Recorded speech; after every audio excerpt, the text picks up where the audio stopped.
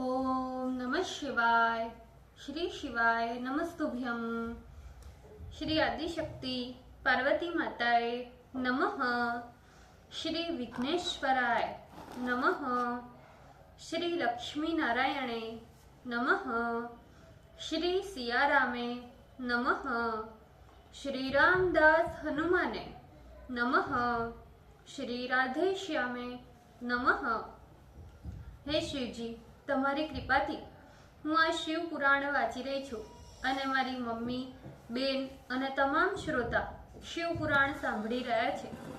અમે બધા શિવ પુરાણનું જ્ઞાન પ્રાપ્ત કરી શકીએ એટલી શક્તિ પ્રદાન કરજો અને શિવ પુરાણનું તેજ સહી શકીએ એટલી ક્ષમતા પ્રદાન કરજો।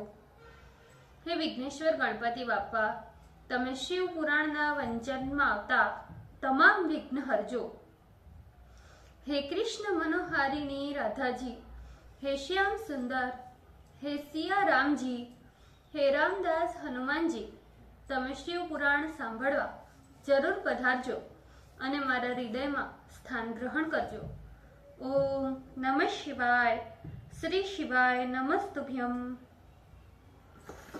छठी संहिता 10वां अध्याय, पेज नंबर 1578। सूत जी के दर्शन की ऋषियों की प्रबल इच्छा और वर्ष के अंत में सूत जी का आगमन। व्यास जी बोले, सूत जी के चले जाने पर मुनिगण महाविस्मय में पड़कर परस्पर कहने लगे, वामदेव का मत जिसे सूत जी ने कहा था और जो बड़ा कठिन है, उसे तो हम लोगों ने भुला ही दिया। अब न जाने हमें कब उन मुनिवर्य के दर्शन होंगे। उनका दर्शन तो संसार समुद्र के दुख समूह से पार करने वाला है। हमारी इच्छा है कि महेश्वर आराधन रूप पुण्य प्रताप से शीघ्र ही सूत जी का दर्शन प्राप्त हो। इसी प्रकार की चिंता से चिंतित सभी मुनिगण हृदय कमल में व्यास जी की पूजा कर उनके दर्शन की उत्सुकता पूर्वक प्रतीक्षा करते हुए स्थित हो गए। एक संवत्सर के पश्चात महाशिव भक्त, ज्ञानी एवं पुराणार्थ प्रकाश करता सूत जी पुनः काशी में पधारे। सूत जी को आते देख ऋषिगण अत्यंत प्रसन्न हुए और स्वागत, आसन, दान तथा अर्घ्य दान से उनकी पूजा की। तदंतर सूत जी ने उन श्रेष्ठ मुनियों की पूजा से प्रसन्न मंद स्मित हो उनका अभिनंदन धारण किया।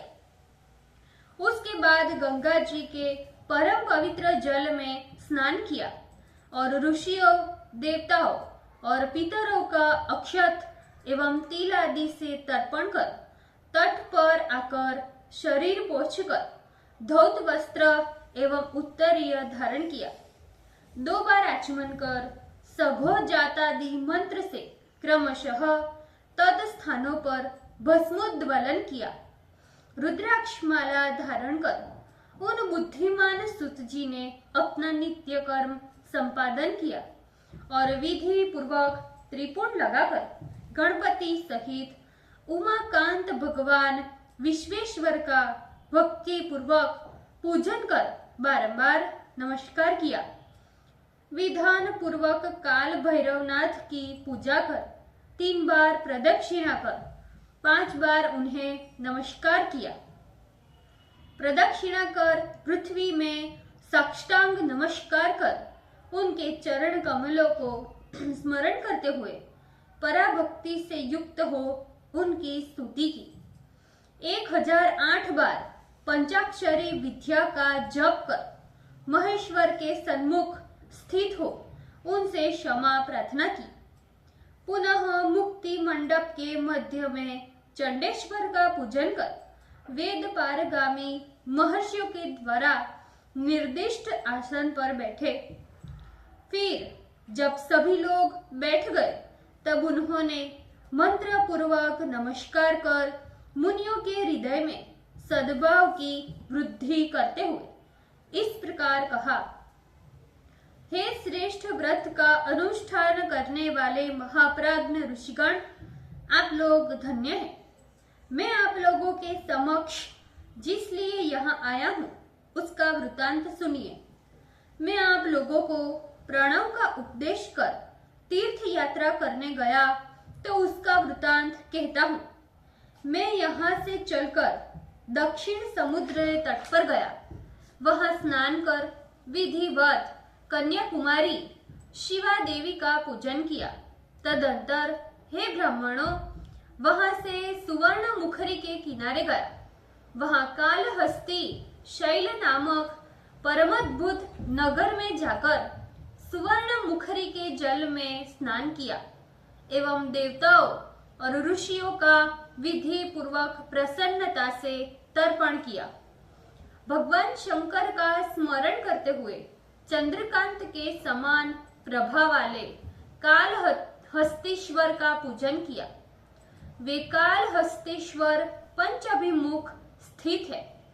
उनके अद्भुत 5 शीर है और मात्र एक ही बार के दर्शन से सारे पापों को क्षय करने वाले हैं, सारी सिद्धियों को तथा भोग एवं मोक्ष को देने वाले हैं और त्रिगुणेश्वर है। तदंतर मैंने भक्ति से युक्त हो उनके दक्षिण भाग में स्थित पार्वती, जो जगत को उत्पन्न करने वाली तथा ब्रह्म ज्ञान रूपी पुष्प की कली है, उनका पूजन कर 1008 बार पंचाक्षरी महाविद्या का जप किया। जप के बाद प्रदक्षिणा की, बारंबार स्तुति तथा नमस्कार किया।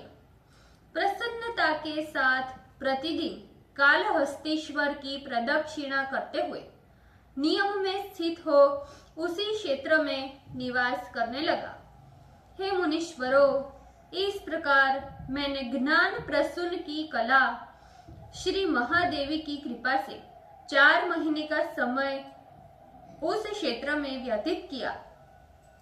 इसके बाद एक दिन जब मैं कुशा अजीन एवं उसके ऊपर वस्त्र का आसन बिछाकर उस पर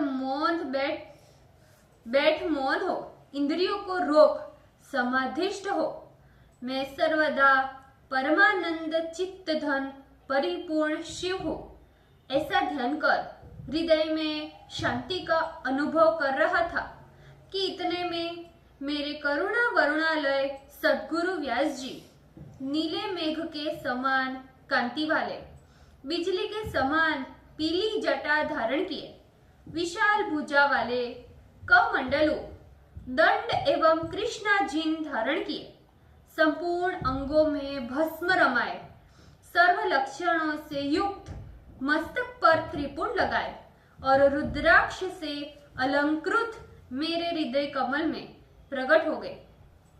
हे मुनिगणों, उनके दोनों नेत्र कमल दल के समान विशाल थे। इस प्रकार परिपूर्ण शोभा से युक्त व्यास जी को अपने हृदय कमल में प्रकट रूप देख, हे आस्तिक मुनियों, मैं सर्वथा मोहित हो गया। तदंतर नेत्र खोलकर मैं विलाप करने लगा। उस समय पर्वत के झरने के समान मेरे नेत्रों से सतत अश्रु धारा प्रवाहित होने लगी। इसी समय आकाश मंडल से मुझे आकाशवाणी सुनाई दी, हे ब्राह्मणों, उसे सुनो। हे महाभाग लोमहर्षण सुतपुत्र, तुम शीघ्र ही वाराणसी पुरी जाओ। वहां पर जिन मुनियों को तुमने पूर्व काल में उपदेश दिया था, वे मुनिगण पुनः तुम्हारे आने से अपने कल्याण की कामना करते हुए तुम्हारे आगमन की प्रतीक्षा निराहार व्रत करते हुए कर रहे हैं। इतना कहकर आकाशवाणी विरत हो गई। तब मैंने शीघ्र ही उठकर शिव और शिवा को भक्ति पूर्वक प्रणाम किया और 12 बार प्रदक्षिणा कर पुनः 12 बार दंडवत प्रणाम किया। फिर उन्हें अपने गुरु की आज्ञा सुनाकर कालहस्तीश्वर क्षेत्र से निरंतर चलते हुए 40 दिन में मैं यहाँ आया हूँ।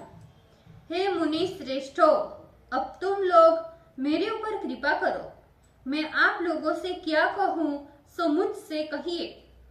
सुत जी के ऐसे वचन सुनकर ऋषिगण प्रसन्न हो व्यास जी को बारंबार नमस्कार कर कहने लगे, ओम नमः शिवाय, श्री शिवाय नमस्तुभ्यम। ભૂલ ચૂક માફ કરજો શિવજી, કૃપા રાખજો। આજના શિવપુરાણના વંચનનું પુણ્ય મને પ્રદાન કરજો શિવજી। ઓમ નમઃ શિવાય, શ્રી શિવાય નમસ્તુભ્યમ।